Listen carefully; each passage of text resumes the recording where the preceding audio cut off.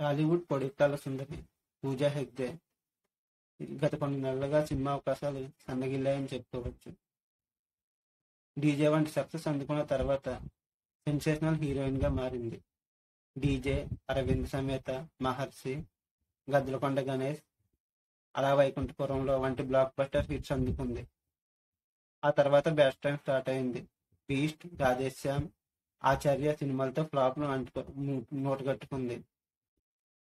అలాగే సల్మాన్ బాయ్ తో నటించిన కిసికి జాన్ కిసికి బాయ్ చిత్రం కూడా ఫ్లాప్ గా నిలిచింది. దాంతో సినిమా అవకాశాలు సన్నగిల్లాయి. ఒక్కొక్కటిగా చేతిలోంచి సినిమాలు చేజారుతూ వచ్చాయి. ఉస్తాద్ భగత్ సింగ్, పవన్ కళ్యాణ్ సరసన ముందుగా ఈమెనే హీరోయిన్ గా అనుకున్నారట. కానీ అది శ్రీలీల ఖాతాలోకి పడింది. అలాగే గుంటూరు కారం సినిమాలో కూడా ముందుగా ఈమెనే హీరోయిన్ అనుకున్నారట. ఆ సినిమా కూడా చేతి నుంచి వెళ్ళిపోయింది. ఇక ఇప్పుడు మరో క్రేజీ ప్రాజెక్టు నుంచి తప్పుకుందని ప్రచారం జరుగుతుంది. సంపత్ నంది, సాయిధరమ్ తేజ్ సినిమా కాంబినేషన్ లో వస్తున్న గంజా శంకర్ సినిమాలో ముందుగా హీరోయిన్ గా ఈమెనే అనుకున్నారట. కానీ ఇప్పుడు ఈమె ఈ సినిమా నుంచి తప్పుకుందని ప్రచారం జరుగుతుంది.